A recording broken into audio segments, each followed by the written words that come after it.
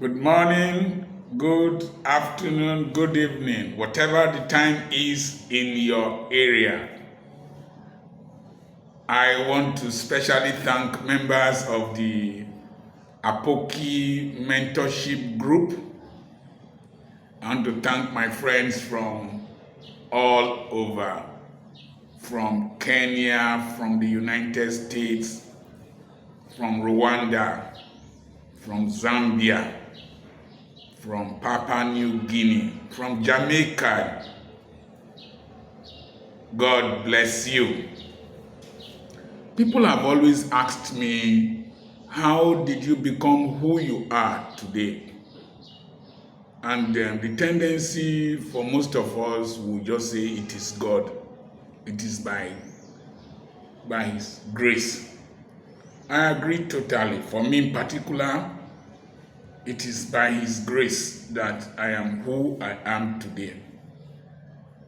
There are times when I reflect on the possibilities of how things could have ended up differently.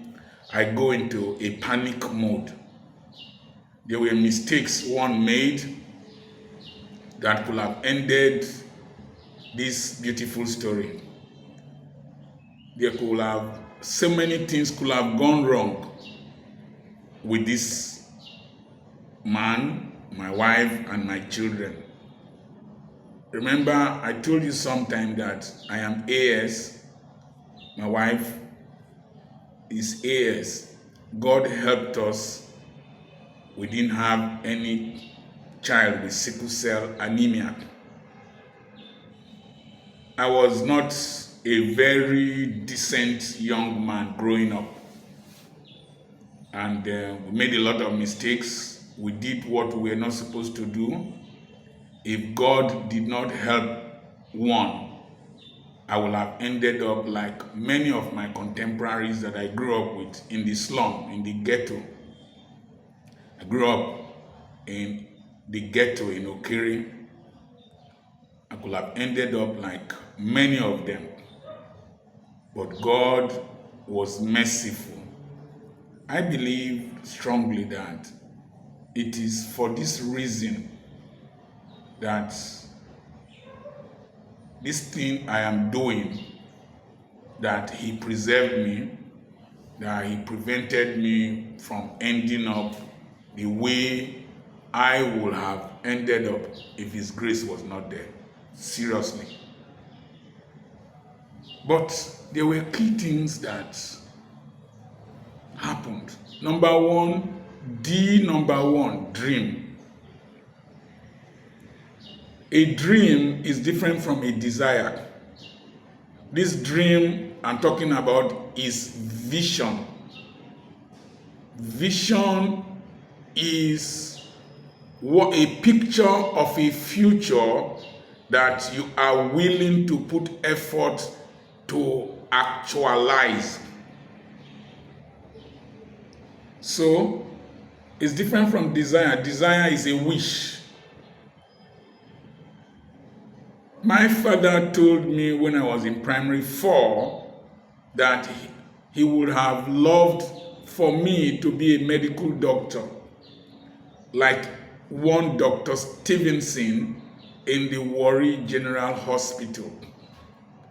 That was a definitive statement he put in my heart. So we were in the slum, but there was a bigger picture of a future that was created in my mind. And every day I went to the hospital because I had a lot of injuries. I was quite rough, had a lot of injuries.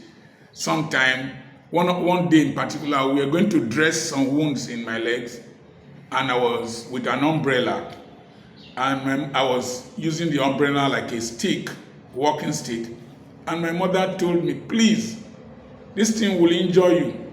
I continued. I can remember vividly in the golf field then. I pierced my leg. I went to hospital with a fresh wound while going to dress the older wounds. So When I got to the hospital, I could see me in that hospital like Dr. Stevenson. In fact, as I'm talking to you now, the table that prescriptions were written for me on, where the doctor sat and wrote prescriptions for me, I sat in that same office at the age of 25, writing prescriptions for people from the same slums where I grew up from. Old table. That is the effect of a dream planted in the mind of a child. Serena Williams and Venus Williams, the father told them that I will produce the future Wimbledon champions from you. Years later, the two girls were playing each other in the finals of the Wimbledon championship. So, put dreams in the minds of your children. But you, as an individual, even at this age, can create a dream.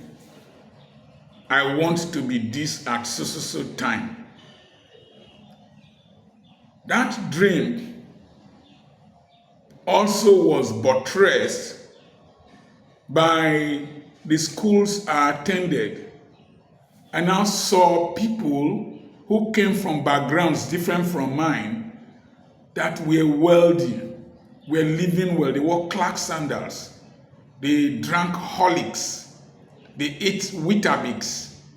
For me, it was Gary, Popo Gary. But when I saw those luxuries they enjoyed, it created a desire to live that kind of life, a dream life. I was able to see beyond where we were, and I could picture where I wanted to be. Eventually, I left Okere and lived in the government reserve area, the elite part of Warri then. I lived there as a medical doctor, where we used to run from school in those days to go and pluck fruits. I was now living in the same place, the European quarters in quotes. So, dream. What kind of life do you want to live? Where do you want to be? What do you want to become? How much do you want to earn? What kind of life do you want to live? If you are listening to me as an adult, write them down. Write them down. That's a lot of people just exist. They are just waiting like domestic animals or wild animals to just live from day to day. No definition of what you want to become. Paul said, this one thing I do, I keep pressing forward towards the mark of higher calling. And when he said, I have finished my race, I'm waiting for a prize. That is to say, he knew what he wanted from the beginning. Don't wait for a pastor to tell you this year is your year of this is our year of that. No. Define what you want out of life and let the years cascade into each other. Build on the vision you started with. So, dream. Vision. Along the line, that desire to be wealthy, that desire to live a comfortable life, that desire to break the yoke of poverty, I said it was buttressed by those students I met at Government College Willie, I met at Federal Government College Warri. Parents, my classmate in higher school was driving a Mercedes. He will carry me with his Mercedes. So it created a strong picture of a future in me, an appetite, a drive. So when these pictures are there, I went to university, I saw, but in the university, I didn't like the picture of my professors because that was not the kind of life I wanted to live. I wanted that at this age, I am not rushing to work. My wife has gone to work, but I'm here. I'm in this house doing what I am doing now. I liked to have a life of liberty, a life of doing things at my own pace, in my own space, in my own way, and determining my income. So the university altered the trajectory of being a medical doctor. So I went to become a general practitioner because I wanted to do business. And Igbo land, Aba, enhanced that entrepreneurial instinct. So what kind of life do you want to live? What kind of accommodation do you want to live in? It's not only the childhood dreams. You must review your life at each stage, whether this is the life you want to live. Are you satisfied with the life you live in? We know where we are going. We know where we are from. We are leaving Babylon. We're going to our father's land or promised land. So, do you know where you want to go to? Do you know where you are coming from? This house has 8 bedrooms and 10 toilets. Each of them is like a hotel room. I built it because I like hotels. And I wanted to live in such a way that no person disturbs the other. Your restroom is your restroom, your room is your room. So I built it like the hotels I used to stay. It might not meet their total aesthetics, but the purpose was achieved, fitness for purpose. So dream. Dreams, visions will give you definition. When my mates were going to specialize, I did not follow that pathway. In fact, I left the teaching hospital back to the general hospital because I wanted to acquire skills that will enable me to be a general practitioner. I would tell them in those days that I'm reading so hard, I don't want to have any receipt or carryover because I don't want you to think that I'm not a professor because I was dull. And so I went through medical school. I didn't fail any course, but I wasn't exceptional. I didn't fail any course because I wanted to, so that my mates will not say that I ended up as a general practitioner or stopped medical practice at 40 after 15 years of graduation because I was not smart. In fact, the debating team I belonged to won the Interhall debate trophy, and I was part of that team. So, definition. Definition will concentrate your energies. But if you are not defined, you are here, there, you will dissipate your energies. When you take a magnifying glass and you put it over paper in the sun, the magnifying glass will concentrate the energies of the sun on a focal point and increase the temperature of that place up to 100 times the room temperature. That is, if the room temperature is 30 degrees centigrade or Celsius, if you put a magnifying glass, it will become 300 or 3,000 degrees, and the paper will ignite. So concentrate your energy. I concentrated my energies on wanting to become an entrepreneur, a businessman, and a comfortable person, financial freedom and financial independence. Number 2, I wanted a global family. If you read my book, Hold On to Your Vision, I wrote it.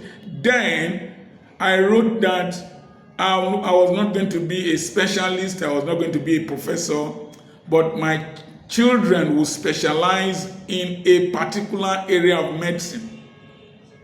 Today, my eldest son is an orthopedic surgeon in Germany.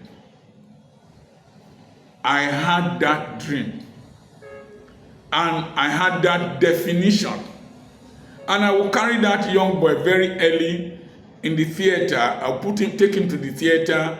In the hospital, I will write professor on his palm. I'll say, give me your hand. I'll write professor on his palm. Professor, professor. I concretized the dream that was given to me. I transferred it into my son's palm. And I'm excited he has become who he wanted to become based on my igniting that dream. Don't mind people who say study what you want to study. The elite in Europe do not do that. They define a future for their children.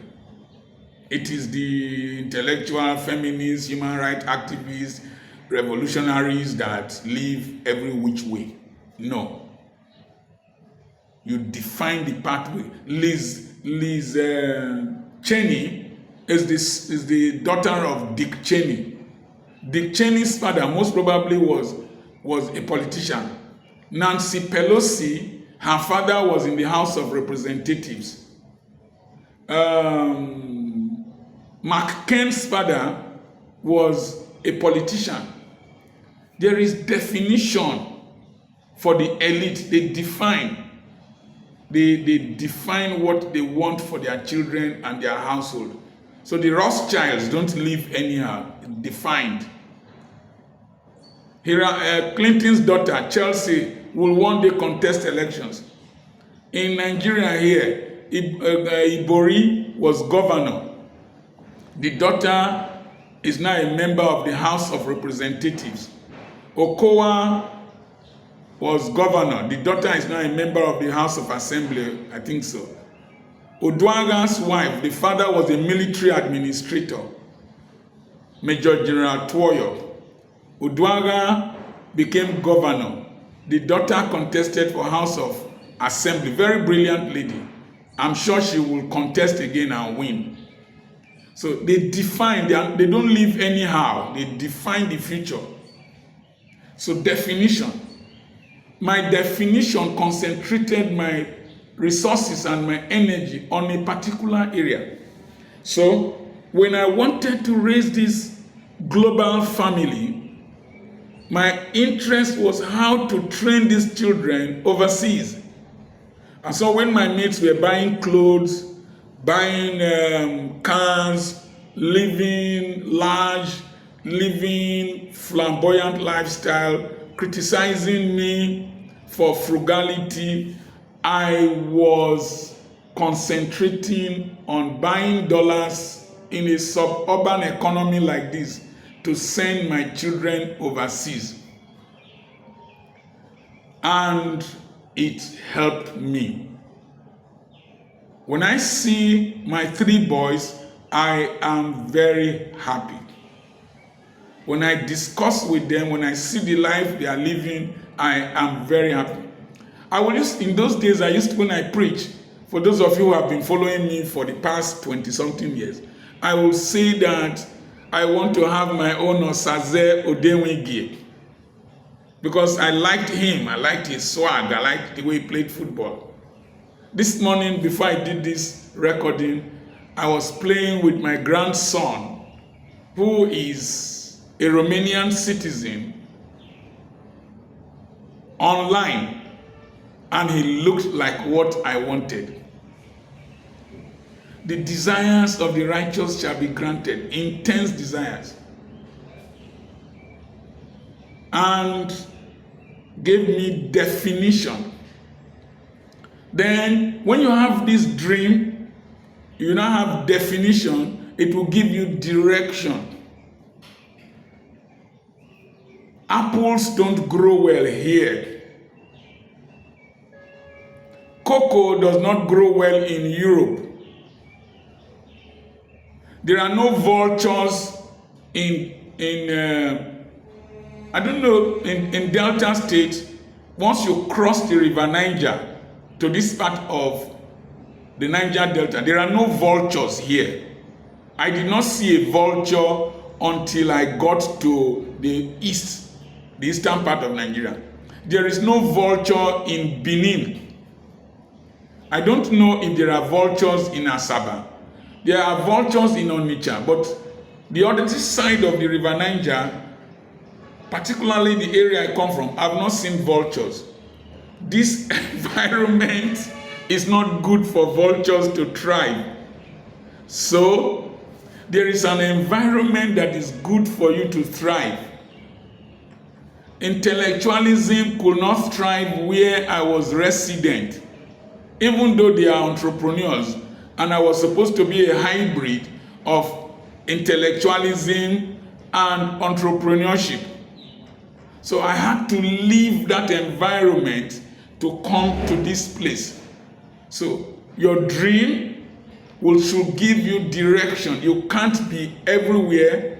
You can't live everywhere. You can't associate with every person.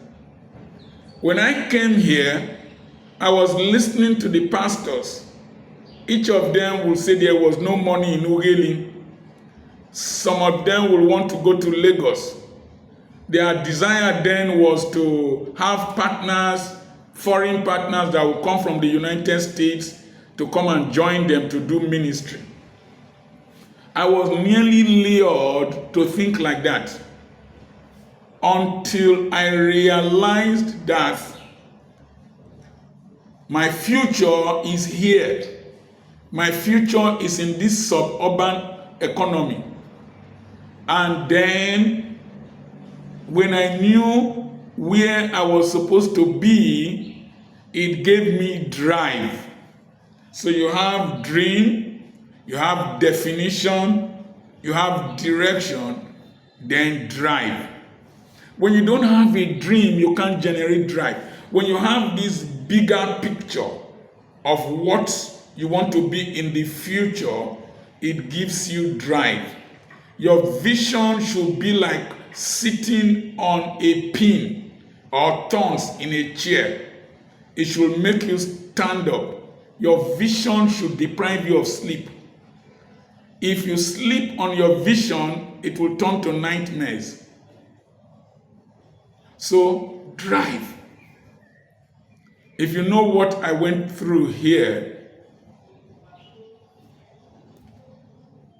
I was the school driver.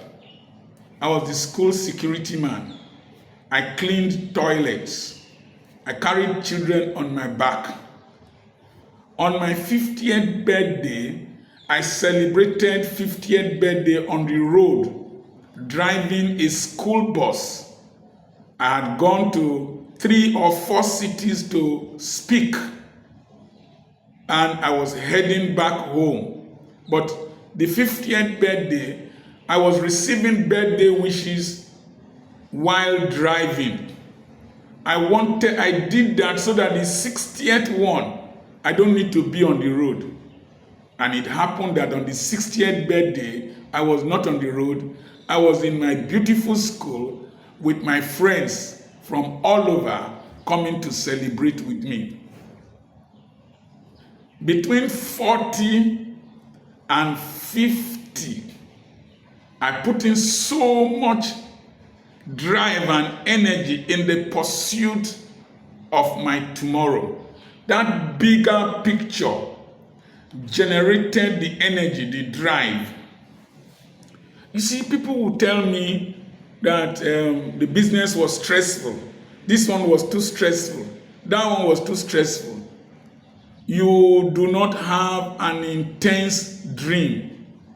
The intensity of your dream should illuminate the stress around you, and it will glow, and the stress becomes infinitesimal.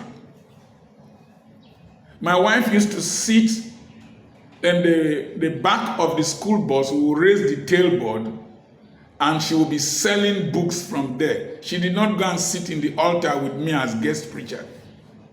Because of today. We were thinking of today. When I go to the school and I see about 9 to 10 vehicles parked, we are thinking of today. So we are ready to pay the PROICE for the PROIZE. A lot of people we have paralyzed you intellectually with pronouncements from men of God like me. Your helper is coming. Amen. Your year of double honor. Amen. This. Amen. Any person troubling you, die. Amen. Any person doing this, no. When you get born again, the name of the Lord is a strong tower, and the righteous run into it and they are saved. I am my greatest limitation. Christ will have died in vain if the demons in my community can still trouble me. Put on the whole armor. We wrestle not against flesh and blood, but against principalities and powers. It is not physical wrestling. When you pray and you start sweating, you are ignorant. Jesus has already sweated blood so that we do not sweat while we are praying. We issue decrees. Kings and princes and priests don't sweat to administer. They decree. They issue command. So have this in mind. Dream, drive. I am my greatest limitation. So I knew that no man could stop me. So I did not stop myself. I put in my energies. And remember, I started with the grace of God. I will write throughout the night because I will tell myself I want to sell 100,000 copies of books. I saw that books were giving me money, so I was writing. I wrote money as an idiot throughout the night. And it was giving me $250,000 every month. I will go to the studio and record.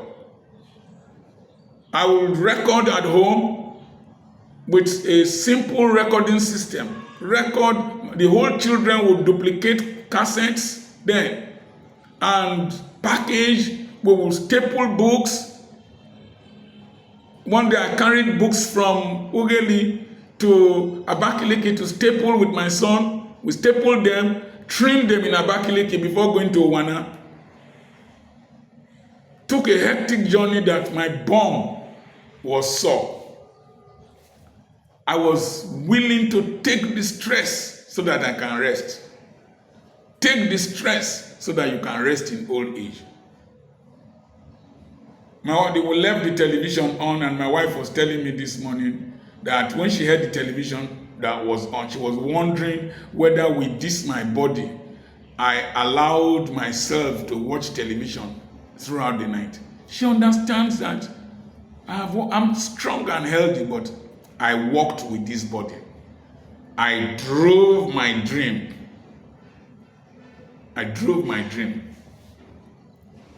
Even if people prophesied upon me, like when Bishop B.C. Edohasim said, go there and be greater than what has been great. There were days I now asked, I told myself, God, my bishop said, I will come here and be greater than what has been great. What do I need to do next? And I did them.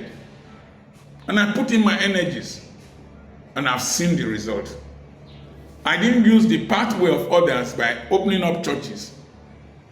I faced my direction because of my definition. But discouragement will come.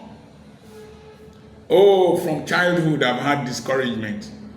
My bad handwriting, my bad grammar, my inferiority complex, my shyness, lack of finances, living in the slums while your mates lived in executive and exquisite environments. Those not wearing good clothes, borrowing clothes to do matriculation, borrowing shoes, nowhere to sleep, inability to pay school fees, not even having books to read, not having money to eat meals in university. But the big picture, the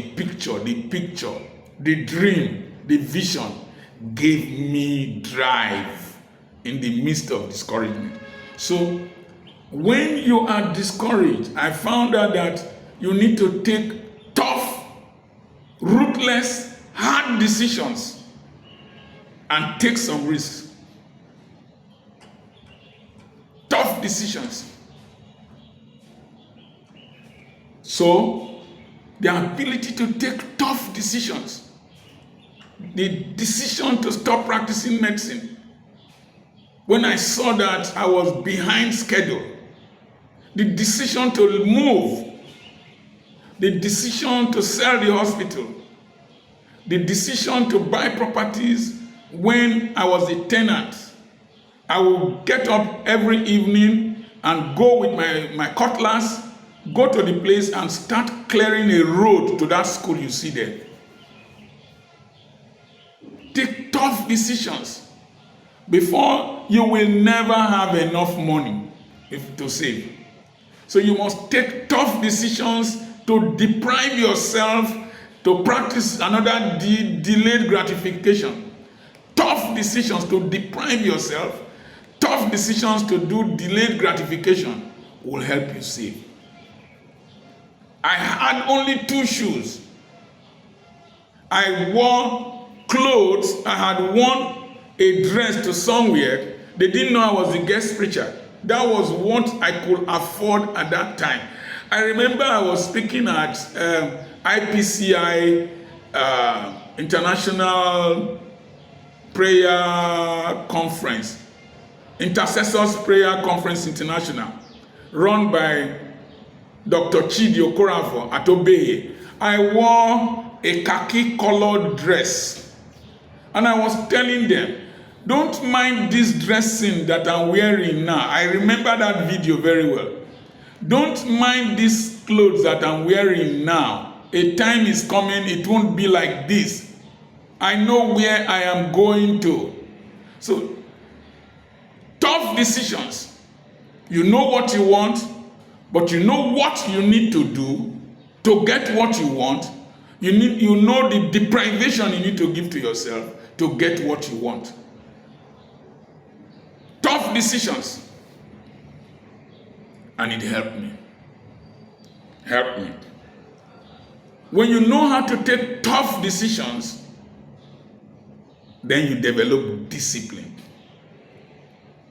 Discipline. I've told you often, I don't do adultery. I don't do adultery. Am I tempted? Yes. Am I seduced? Yes. Do I have women that I've admired? Yes. Do they work for me? Yes. Do I see them as I go to preach? Yes. Do they lure me online? Yes.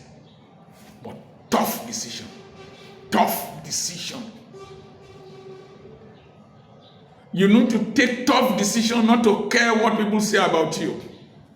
Tough decision to keep pressing forward. Even when you are hearing side comments, people don't like you, criticize you. Tough decision. Tough decision. Now creates discipline. Discipline, the ability to control your mind and your impulses. Since after the elections, there's a television station in town and a radio station where I usually go to air opinions and all that. I just realized that majority of Nigerians are slaves to those who oppress them. They suffer from Stockholm syndrome. They never learn. They are governed by their tribes, governed by religion, governed by regionalism, governed by the little crumbs politicians throw at them. Even our young people who feel the greatest pain. So I made up my mind I was not going to go to the television station. at least for now. So I don't go there to comment on national issues. They've been inviting me, but I made a tough decision. You need to make tough decisions to sack some people, tough decisions to avoid some people. I made a mistake yesterday. I don't go to where I am not invited or celebrated. Yesterday or the day before yesterday. And I went somewhere and somebody treated me shabbily because he did not invite me.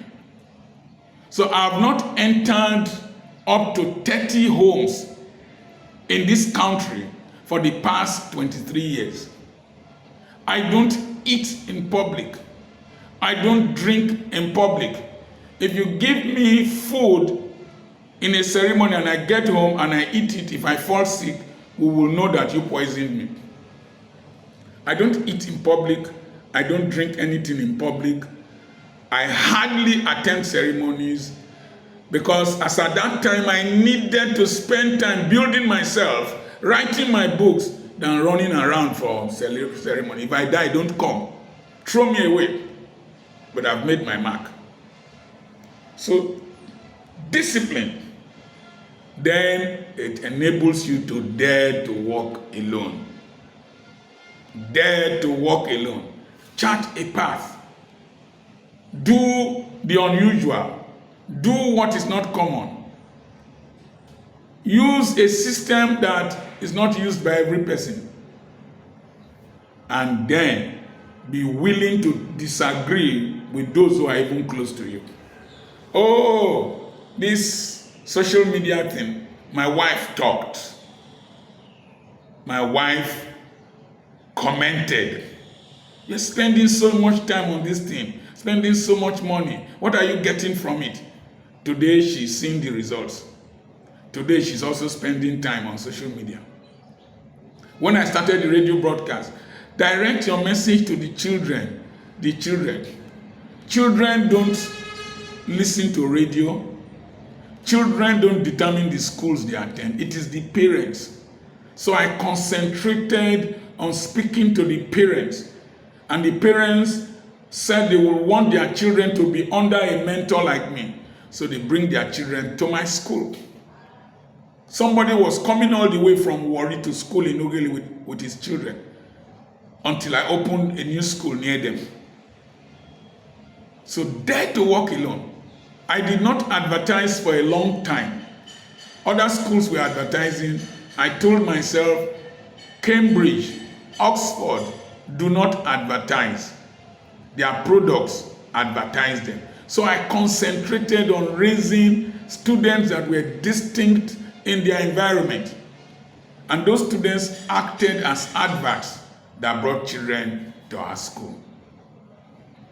This is how we have gotten here. The grace of God, dependence on D number 1, dependence on God. D number 2, dream. D number 3, definition of what I wanted out of life, where I wanted to be, where I wanted to be next, how I was going to do it, who I will associate with. The next thing is it provided direction, provided another D, drive. Then when there was discouragement, I took tough decisions. And then I disciplined myself and I dared to walk alone. I remain your friend, Dr. Charles Apoki. God bless you.